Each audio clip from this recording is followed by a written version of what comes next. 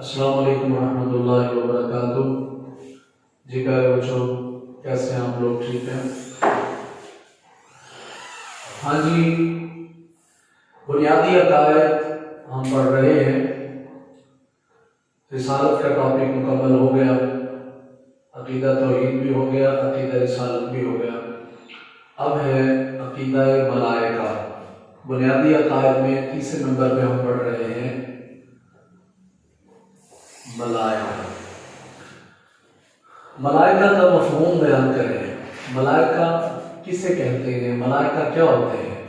ملائکہ جمع ہے اور اس کا واحد ہے ملک۔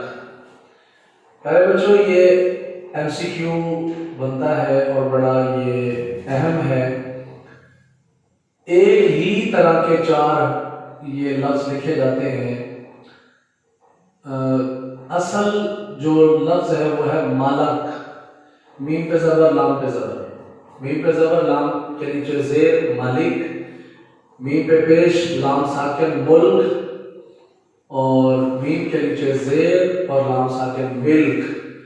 یہ چاروں طرح سے لکھے جاتے ہیں، لیکن جو رائٹ آپشن ہوتا ہے وہ ملک ہوتا ہے۔ ملک کا معنی کیا ہے؟ قاصد، پیغام پہنچانے والا۔ اور فرشتے کو رسول بھی کہتے ہیں۔ تو فرشتے جو ہیں وہ اللہ تعالیٰ کے پیغامات لوگوں تک پہنچاتے ہیں، نبیوں تک پہنچاتے ہیں، اور اللہ کے حکم کے مطابق کام سر انجام دیتے ہیں۔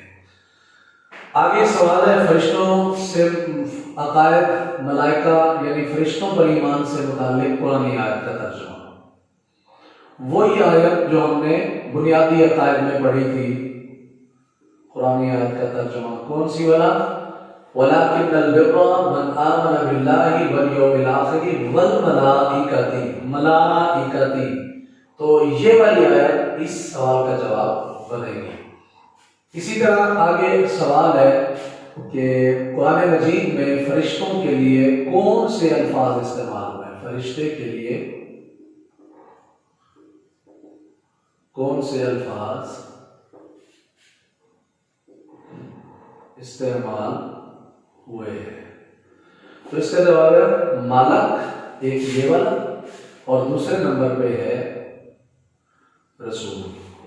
ملک کا معنی بھی قاصد ہوتا ہے، پیغام پہنچانے والا، اور رسول کا معنی بھی پیغام پہنچانے والا۔ یعنی قرآن کے اندر ملک بھی استعمال ہوا ہے فرشتے کے لیے، اور رسول بھی استعمال ہوا ہے، جیسا کہ قرآن مجید میں ہے قُلْ يَتَوَفَّاكُمْ مَلَكُ الْمَوْتِ الَّذِي وُكِّلَ بِكُمْ۔ یہ ملک الموت کہا گیا، اور ملائکہ وَإِذْ قُلْنَا لِلْمَلَائِكَةِ اسْجُدُوا لِآدَمَ، یعنی ملائکہ اور ملک بھی فرشتے کے لیے استعمال ہوا، اور رسول بھی استعمال ہوا، جیسا کہ وہ وہی والی آیت ہم نے پڑھی تھی وَمَا كَانَ لِبَشَرٍ أَن يُكَلِّمَهُ اللَّهُ إِلَّا وَحْيًا أَوْ مِن وَرَاءِ حِجَابٍ أَوْ يُرْسِلَ رَسُولًا۔ یہ جو رسول ہے اس سے مراد فرشتہ ہے۔ آگے سوال ہے فرشتے کا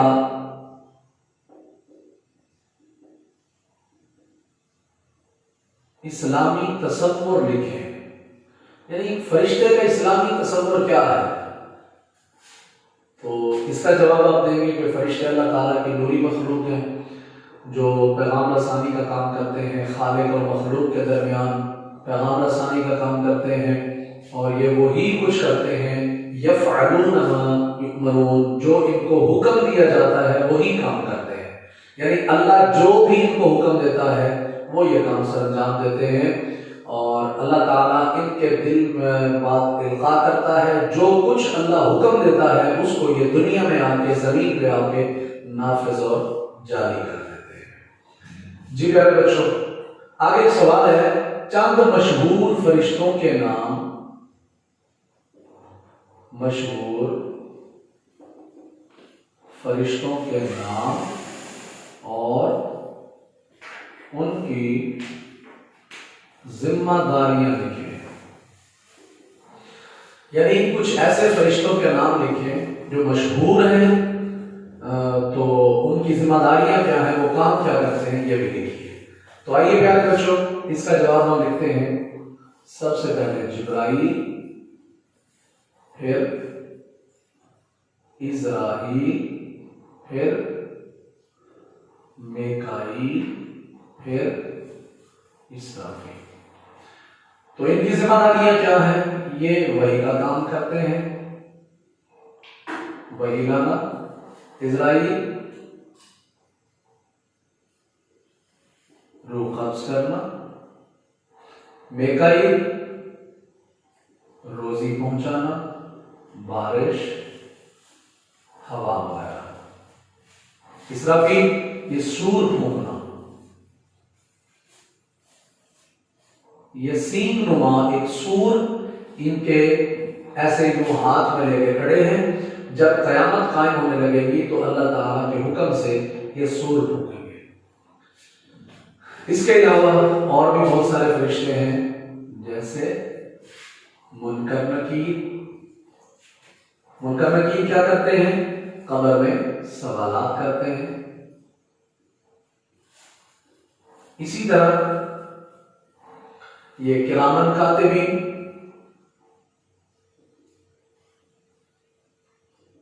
کرامن کاتبین معزز لکھاری، معزز لکھنے والے، یعنی جو نام اعمال لکھتے ہیں، دائیں اور بائیں فرشتے موجود ہیں۔ ہر شخص کے دائیں کندھے پہ، بائیں کندھے پہ فرشتے موجود ہیں، جن کو کرامن کاتبین کہا جاتا ہے۔ جی پیارے بچوں، اسی طرح ہمارا یہ ملائکہ کا ٹاپک مکمل ہوتا ہے۔ آگے ہم چلتے ہیں آسمانی کتابوں۔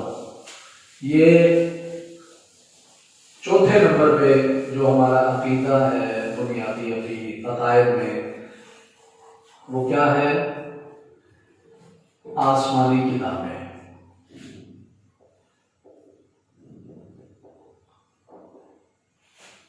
آسمانی کتابیں، آسمانی کتابیں کیا مطلب؟ جو اللہ تعالیٰ نے اپنے رسولوں پر جو کتب نازل کی، کتابیں نازل کی، اور وہ جو کتابیں ہوتی ہیں وہ تعلیمات ربانی کا مجموعہ ہوتی ہیں۔ رسولوں پر ایمان لانے کا مفہوم، یہ بھی ایک شارٹ کوسچن ہے، رسولوں پر ایمان لانے کا مفہوم کیا ہے؟ رسولوں پر ایمان لانے کا مفہوم یہ ہے کہ ان کی تعلیمات کو سچا اور برحق مانا جائے، اور انبیاء کرام کو بھی برحق اور سچا پیغمبر مانا جائے، اور ان پر جو نازل شدہ کتابیں ہیں ان پر عمل کیا جائے، ان کو بھی مانا جائے، تسلیم کیا جائے۔ یہ ہے رسول پر ایمان لانے کا مفہوم۔ آگے ایک سوال ہے، آسمانی کتابوں پر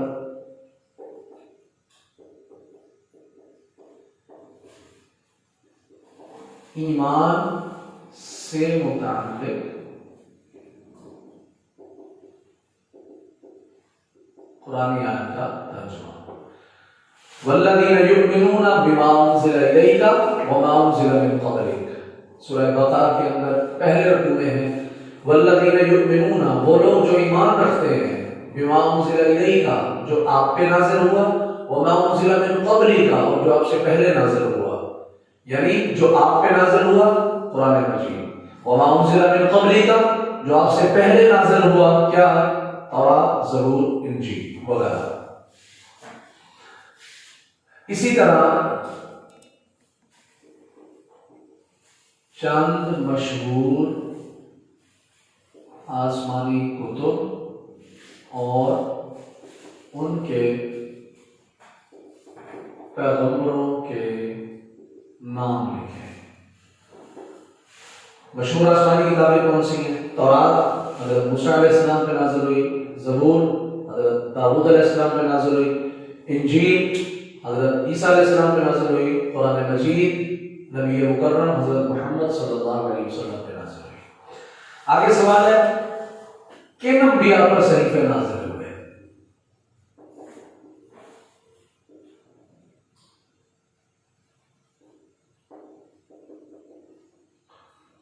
کن انبیاء پہ صحیفے نازل ہوئے؟ آدم علیہ السلام، ابراہیم علیہ السلام، موسیٰ علیہ السلام، نوح علیہ السلام، شیس علیہ السلام وغیرہ۔ ٹوٹل 313 رسول ہے، جن میں سے چند ایک پر کتابیں نازل ہوئی ہیں، باقی سب پر صحیفے نازل ہوئے۔ اچھا، اب یہاں پہ سوال آپ کے ذہن میں آ سکتا ہے کہ کتاب اور صحیفے میں فرق کیا ہے؟ جی پیارے بچوں، کتاب سے مراد یہ ہے کہ قوانین کا تفصیلی مجموعہ، یعنی تفصیلی قوانین کا مجموعہ کتاب کہلاتا ہے، اور مختصر قوانین کا مجموعہ صحیفہ کہلاتا ہے، چھوٹی کتاب، چھوٹا رسالہ، پمفلٹ وغیرہ۔ آگے سوال ہے کہ تمام آسمانی کتابوں میں دین کی مشترک باتیں کیا تھیں؟ یعنی جتنی بھی آسمانی کتابیں اللہ تعالیٰ نے نازل فرمائی ہیں، ان میں جو بنیادی باتیں، جو مشترک سیم باتیں تھیں، وہ کیا تھیں؟ وہ تھی اللہ پر ایمان، اللہ کی صفات کاملہ، توحید کو ماننا، رسالت کو ماننا، فرشتوں کو ماننا، یعنی بنیادی عقائد، اور اعمال کی جزا و سزا، یہ ہے۔ اسی طرح آگے سوال ہے، جو آسمانی کتابیں پہلے والی تھیں، ان پر اب ایمان لانے کا کیا مطلب ہے؟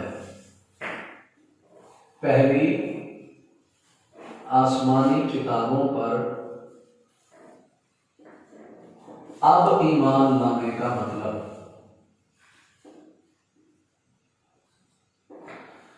اس کا جواب یہ ہے کہ پہلی آسمانی کتابوں پر ایمان لانے کا مطلب یہ ہے کہ وہ بھی اللہ تعالیٰ کی برحق کتابیں تھیں، سچی کتابیں تھیں، ان پر اس وقت ایمان لانا بھی ضروری تھا اور عمل کرنا بھی ضروری تھا، لیکن اس وقت موجودہ دور میں ان پر ایمان لانا ضروری ہے، یعنی ان کو یہ ماننا ضروری ہے کہ یہ اللہ تعالیٰ کی برحق کتابیں ہیں، سچی کتابیں ہیں، لیکن ان پہ عمل کرنا ضروری نہیں ہے، بلکہ عمل قرآن مجید پہ ہوگا۔ جی پیارے بچوں، اس طرح آسمانی کتابوں کا یہ ٹاپک بھی اپنے اختتام کو پہنچتا ہے۔ آگے ہم ایک لانگ کوسچن پڑھتے ہیں، وہ ہے قرآن مجید کی اہم خصوصیات۔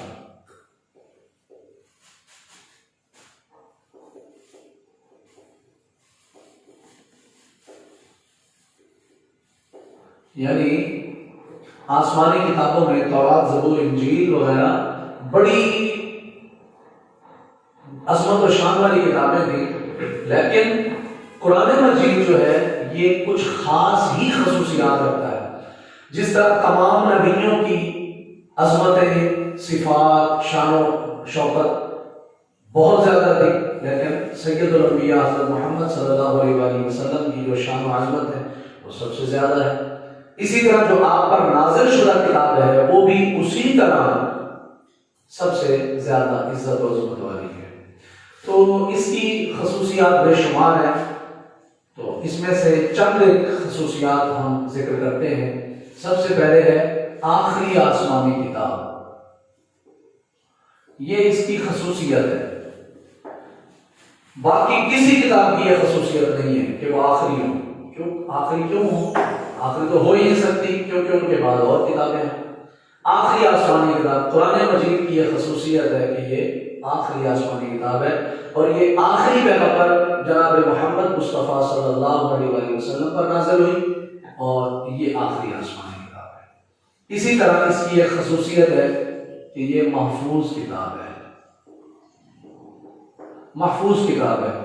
یہ کتاب رد و بدل سے، تحریف سے، تغیر سے، تبدل سے، چینجنگ سے پاک ہے۔ پہلی آسمانی کتابیں آپ جانتے ہیں، ان کے اندر لوگوں نے تبدیلیاں پیدا کر دی، ان کے اندر لوگوں نے اپنی مرضی کے مطابق قوانین، باتیں ایڈ کر دی، لیکن قرآن مجید محفوظ کتاب ہے، کیونکہ اللہ فرماتا ہے اِنَّا نَحْنُ نَزَّلْنَا الذِّکْرَ وَإِنَّا لَهُ لَحَافِظُونَ۔ قرآن مجید اتارا بھی ہم نے ہے، اور اس کے محافظ و نگہبان بھی ہم ہی ہیں۔ جی پیارے بچوں، ایک اس کی ہیڈنگ ہے زندہ زبان والی الہامی کتاب، یعنی یہ کتاب جو ہے یہ زندہ زبان والی کتاب ہے۔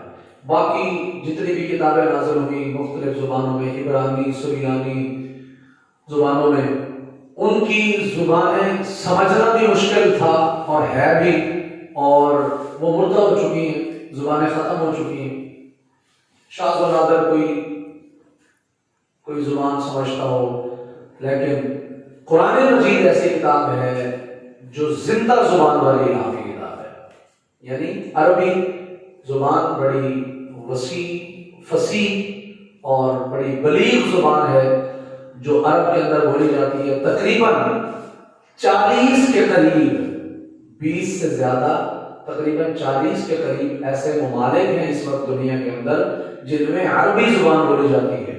تو عربی زبان جو ہے یہ بڑی مقبول زبان ہے. یہ اس زبان میں قرآن مجید نازل ہوا اور اس وقت بھی عربی زبان کے ساتھ لوگوں کا بڑا ایک تعلق ہے اور بے شمار ممالک میں یہ زبان بولی جاتی ہے. جیسا کہ اللہ قرآن میں فرماتا ہے اِنَّا أَنزَلْنَاهُ قُرْآنًا عَرَبِيًّا لَعَلَّكُمْ تَعْقِلُونَ. اللہ فرماتا ہے ہم نے قرآن کو عربی زبان میں نازل کیا تاکہ تم اس کو سمجھو.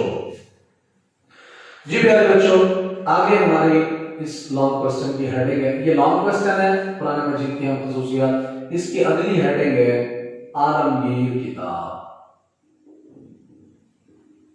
کیا مطلب؟ عالمگیر، یونیورسل بک.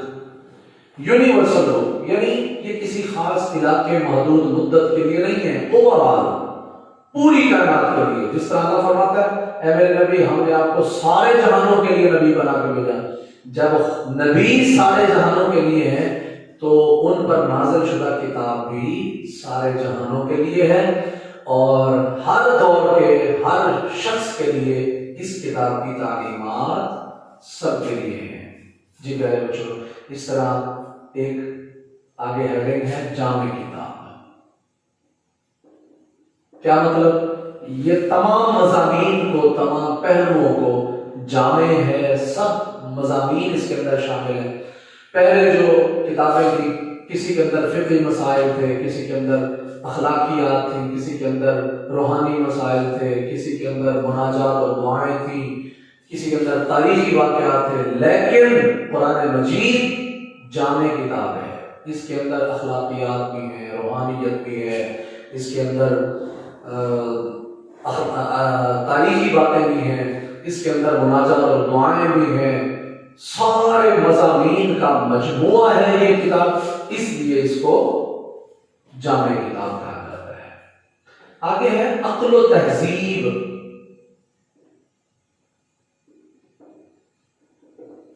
کی تائید کرنے والی کتاب. عقل و تہذیب یعنی یہ عقل و تہذیب کے خلاف نہیں ہے اور اس کے اندر کوئی ناشائستہ گفتگو بھی نہیں ہے، اس کے اندر بےہودہ فضولیات نہیں ہے. کیوں؟ کیونکہ یہ محفوظ کتاب ہے. پہلی آسمانی کتابوں میں لوگوں نے اپنی مرضی کے مطابق ناشائستہ گفتگو شامل کر دی، بےہودہ باتیں شامل کر دی. ظاہر ہے یہ جعلی باتیں یہ لوگوں نے اپنی مرضی سے شامل کی، یہ اللہ کی طرف سے تو نہیں تھی معاذ اللہ، یہ لوگوں نے اپنی طرف سے شامل کر دی.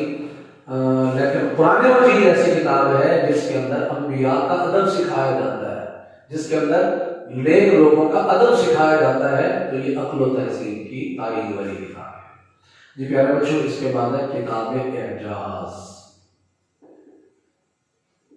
کیا مطلب؟ کتاب اعجاز، اور یہ شارٹ کوسچن بھی بنتا ہے، کتاب اعجاز سے کیا مراد ہے؟ اسی طرح اعجاز القرآن سے کیا مراد ہے؟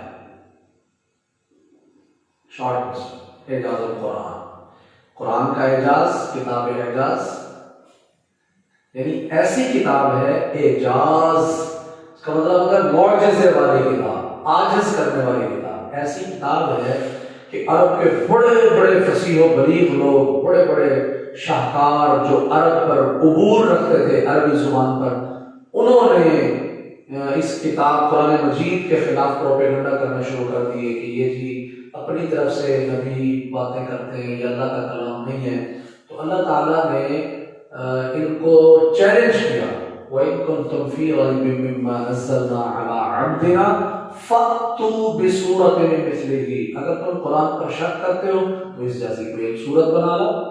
قُلْ لَئِنِ اجْتَمَعَتِ الْإِنسُ وَالْجِنُّ عَلَىٰ أَن يَأْتُوا بِمِثْلِ هَٰذَا الْقُرْآنِ لَا يَأْتُونَ بِمِثْلِهِ وَلَوْ كَانَ بَعْضُهُمْ لِبَعْضٍ ظَهِيرًا.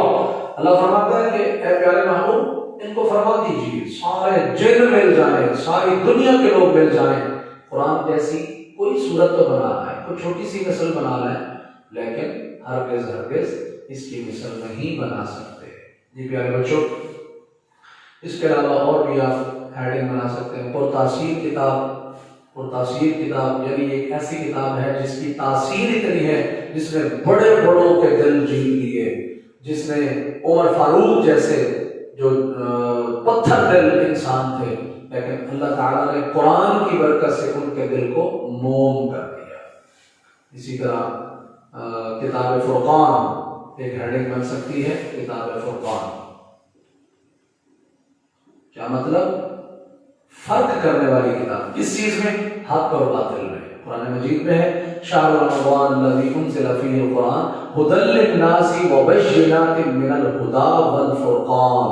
رمضان المبارک میں قرآن اترا جو کیا ہے؟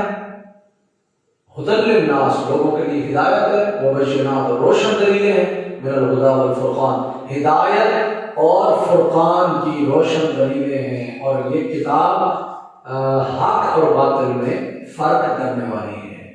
میرے بچوں، اس طرح ہمارا یہ لانگ کوسچن بھی اپنے اختتام کی طرف پہنچتا ہے۔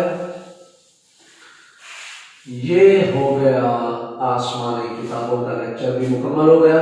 اسی طرح ہم اگلا جو ٹاپک شروع کرنا چاہتے ہیں وہ ہمارے بنیادی عقائد میں آخری وہ عقیدہ ہے جس کا عنوان ہے یوم آخرت، یعنی عقیدہ آخرت۔ عقیدہ آخرت کیا ہے؟ سب سے پہلے تو ہم اس کا مفہوم دیکھیں گے۔ عقیدہ آخرت کا مفہوم، شارٹ کوسچن مختلف طریقوں سے بنتے ہیں۔ عقیدہ آخرت کا مفہوم لکھیں، یا دنیا و آخرت کا لغوی معنی اور آخرت کا مفہوم لکھیں۔ دنیا کا معنی قریب کی چیز، آخرت کا معنی بعد میں آنے والی چیز۔ اس کا مفہوم کیا ہے آخرت کا؟ آخرت کا مفہوم یہ ہے کہ انسان مرنے کے بعد فنا نہیں ہوتا، بعد میں یعنی کچھ عرصے کے بعد یہ پھر زندہ ہوگا، اللہ اپنی قدرت کاملہ سے اس کو زندہ کرے گا، جیسے وہ قرآن مجید میں ہے کیف تکفرون باللہ وکنتم امواتا فاحیاکم ثم یمیتکم ثم یحییکم، یعنی پھر تمہیں اللہ مارے گا، مار کر پھر جلائے گا، پھر تمہیں زندگی بخشے گا۔ تو جب پھر لوگ پھر زندہ ہوں گے تو پھر اللہ تعالیٰ ان سے حساب و کتاب لے گا، ایک عدالت قائم ہوگی۔ اس دن اچھے لوگوں کو جنت ملے گی، برے لوگوں کو جہنم ملے گی۔ پھر اس پر قرآن آیت کا ترجمہ لکھیں، یعنی لوگوں کے اچھے اور برے انجام سے متعلق قرآن آیت کا ترجمہ لکھیں۔ تو یہاں ہم آیت کا ترجمہ دیں گے، ان الابرار لفی نعیم وان الفجار لفی جحیم۔ ان الابرار، بے شک نیک لوگ، ابرار نیک لوگ، لفی نعیم جنت میں ہوں گے، بہشت میں ہوں گے، وَإِنَّ الْفُجَّارَ لَفِي جَحِيمٍ، اور برے لوگ جو ہیں وہ جہنم میں ہوں گے۔ آگے بیٹا ایک شارٹ کوسچن ہے، آخرت کے سلسلہ میں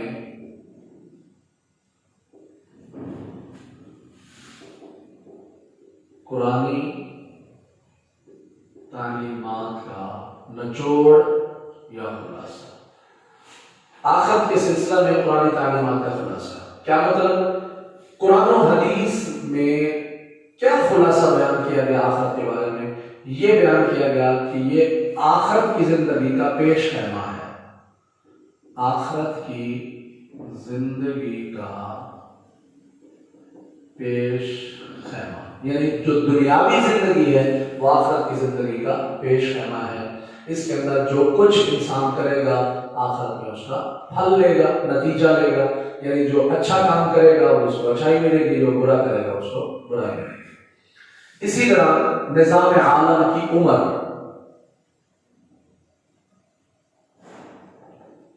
عالم کی عمر یعنی یہ جو دنیا ہے اس کی کوئی عمر ہے، حد ہے، لیمٹ ہے؟ ہاں جی ہے۔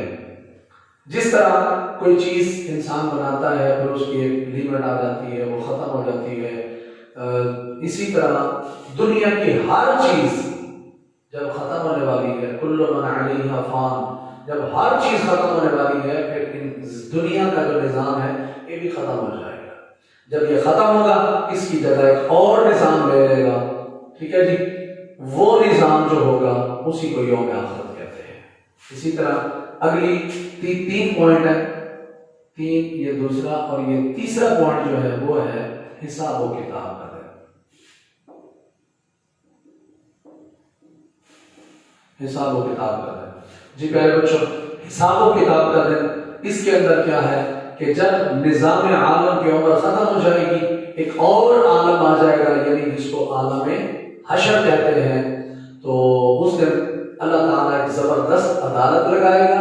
اس دن پھر حساب و کتاب ہوگا، جو اچھے لوگ ہوں گے ان کو جنت دی جائے گی، جو برے لوگ ہوں گے ان کو جہنم دی جائے گی، اس لیے حساب و کتاب کا دن ہوگا۔ یہ ہے قرآن تعلیمات کا خلاصہ۔ جی آگے ہم چلتے ہیں ایک لانگ کوسچن کی طرف۔ وہ لانگ کوسچن کیا ہے؟ انسانی زندگی پر عقیدہ آخرت کے اثرات۔ انسانی زندگی پر عقیدہ آخرت کے اثرات۔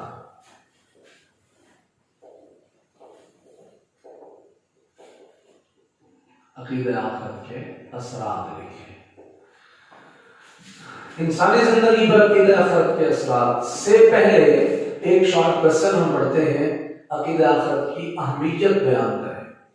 عقیدہ آخرت کی اہمیت، اچھا ویسے عقیدہ آخرت کی اہمیت بھی ایک لانگ کوسچن ہے، تو اس کے اندر ہم عقیدہ آخرت کا مفہوم بیان کریں گے اور اس کے بعد جتنی بھی عقیدہ آخرت کا میٹیریل ہے سارا لکھ دیں گے عقیدہ آخرت کے اثرات سے پہلے تک، یعنی تھوڑا سا ہم ممکن آخرت کے شبہات بھی ہم ایڈ کر دیں گے، اس کے اندر عقیدہ آخرت کی اہمیت بیان کر دیں گے، مفہوم بیان کر دیں گے، قرآن تعلیمات کا خلاصہ بیان کر دیں گے۔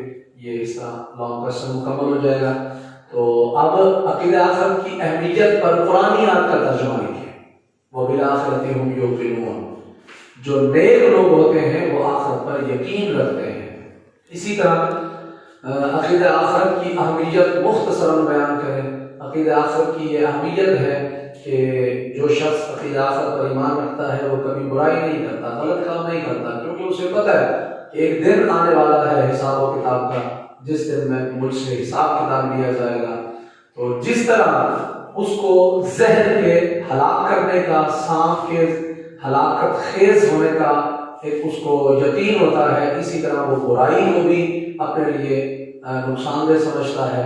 جس طرح وہ پانی کو اپنے لیے زندگی بخش، شفا بخش سمجھتا ہے، اسی طرح وہ نیکی کو بھی اپنے لیے مفید سمجھتا ہے۔ یہ ہے عقیدہ آخرت کی مختصر اہمیت۔ تو آئیے یہ لانگ کوسچن ہے انسانی زندگی پر عقیدہ آخرت کے اثرات۔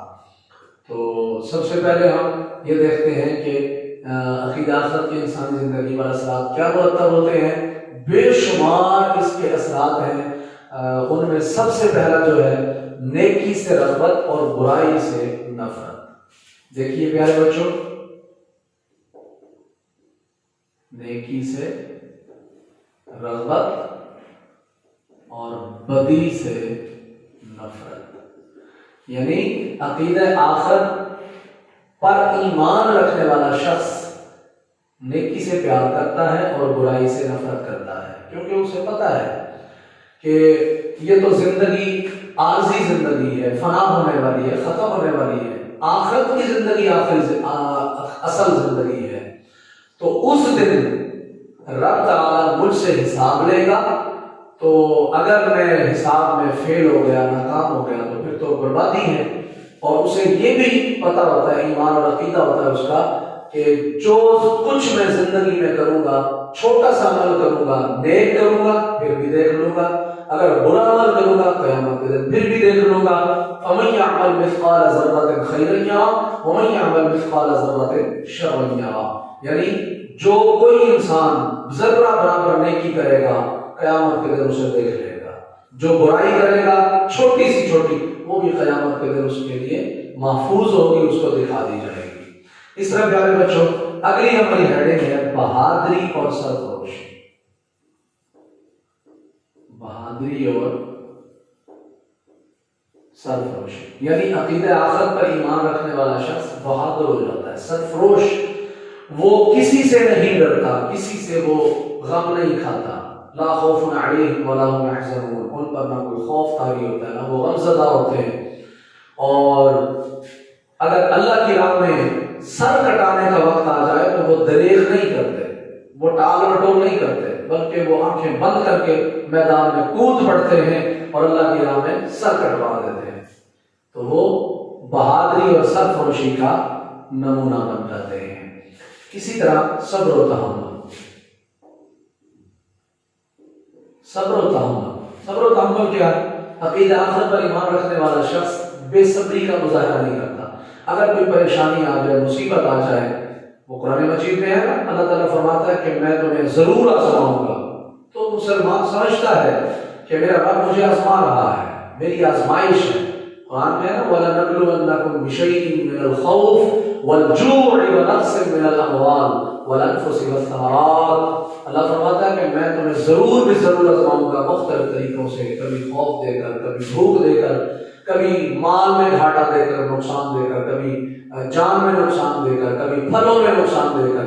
اور اللہ فرماتا ہے جو صبر کرے گا، جو اپنے آپ کو کنٹرول میں رکھے گا، برداشت کرے گا، پھر وبشر الصابرین، اے پیارے محبوب صلی اللہ علیہ وسلم انہیں خوشخبری سنا دیجیے ان صبر کرنے والوں کو. الذین اذا اصابتهم مصیبہ، جب بھی ان کو کوئی مصیبت پہنچتی ہے تو کیا کہتے ہیں؟ قالوا، کہتے ہیں انا للہ و انا الیہ راجعون، بے شک ہم ہیں بھی اللہ کے اور اللہ کی طرف لوٹ کر جانا ہے. جی پیارے بچوں سمجھ آ گئی؟ جو عقیدہ آخرت پر ایمان رکھتا ہے وہ کیا ہوتا ہے؟ مال بھی خرچ کرتا ہے، اللہ کی راہ میں مال خرچ کرتا ہے. اس کے اندر جذبہ پیدا ہوتا ہے، مال خرچ کرنے کا جذبہ. یعنی وہ شخص اللہ کی راہ میں خرچ کرتا ہے، اسے پتہ ہے کہ اب میں جو خرچ کر رہا ہوں قیامت کے دن اس کا مجھے بدلہ ملے گا، بہترین بدلہ ملے گا، اور قیامت کے دن میرا یہ خرچ کیا ہوا مال مجھے کئی گنا اضافے کے ساتھ اس کا ثواب مجھے ملے گا. اور اسے پتہ ہے من ذا الذی یقرض اللہ قرضا حسنا، جو اللہ کو قرض دیتا ہے اچھے انداز میں قرض دیتا ہے. اس طرح ایک اور مقام پہ ہے ان تقرض اللہ قرضا حسنا، اگر تم اللہ کو قرض دو، اچھی طرح قرض دینا، تو وہ یضاعف لکم ویغفر لکم، وہ تمہارے لیے کئی گنا بڑھا چڑھا کر تمہیں واپس کرے گا اور تمہارے گناہ بھی بخش دے گا. واللہ شکور حلیم، اور اللہ تعالی قدردان ہے، حلم حوصلے والا ہے. اسی طرح احساس ذمہ داری، احساس ذمہ داری یعنی عقیدہ آخرت پر ایمان رکھنے والا شخص ذمہ داری کا بھی احساس کرتا ہے، کیونکہ اسے پتہ ہوتا ہے کہ میں جو میرے ذمے اللہ تعالیٰ نے جو فرائض مجھ پہ عائد فرمائے ہیں میں نے ان کو پورا بھی کرنا ہے. وہ اپنی ڈیوٹیز کو، اپنے فرائض کو، اپنے جو اس پر ذمہ داریاں عائد ہوتی ہیں وہ ان کو پورا کرتا ہے. ایک گھر کا سربراہ ہے، اس کی ذمہ داری ہے کہ اپنے بیوی بچوں کی تربیت کرے، ان کا خیال کرے، ان کے کھانے پینے کا خیال کرے. اسی طرح ایک محلے کا سربراہ ہے، اس کی ذمہ داری ہے محلے کے لوگوں کی دیکھ بھال کرے، ان کی کوئی مسئلہ تو نہیں ہے. اسی طرح کوئی ملک کا سربراہ ہے، اس کی ذمہ داری ہے. جیسا کہ حضرت عمر فاروق رضی اللہ تعالیٰ عنہ فرماتے تھے اگر دریائے نیل کے کنارے پر ایک کتا بھی پیاس کی وجہ سے مر گیا تو قیامت کے دن عمر اس کا بھی جواب دہ ہوگا. تو پیارے بھائیوں، پیارے بچوں، انسان عقیدہ آخرت پر جو ایمان رکھتا ہے اس کے اندر احساس ذمہ داری پیدا ہوتا ہے. وہ حدیث پاک ہے کلکم راع وکلکم مسئول عن رعیتہ، یعنی تم میں سے ہر ایک نگہبان ہے اور تم میں سے ہر ایک سے اس کی رعایت کے بارے میں پوچھا جائے گا. پیارے بچوں، اس کے علاوہ آپ وہ عقیدہ توحید کے انسانی زندگی پر جو اثرات ہیں ان میں سے بھی آپ کچھ ہیڈنگز آپ ادھر ایڈ کر سکتے ہیں. بہرحال عقیدہ آخرت کا جو یہ سوال ہے، لانگ کوسچن ہے، عقیدہ آخرت کے ساتھ یہ اختتام کو پہنچتا ہے۔ پیارے بچوں، آج ہم نے عقیدہ توحید پڑھا، عقیدہ رسالت پڑھا، عقیدہ ملائکہ پڑھا، عقیدہ آسمانی کتابیں پڑھا اور عقیدہ یوم آخرت پڑھا۔ امید کرتا ہوں آپ کو یہ پورا چیپٹر الحمدللہ اچھی طرح سمجھ آ گیا ہوگا۔ اللہ تعالیٰ آپ سب کا حامی و ناصر ہو، آپ کو ہمیشہ کامیابی و کامرانی سے سرفراز فرمائے۔ اجازت دیجیے، السلام علیکم ورحمۃ اللہ وبرکاتہ۔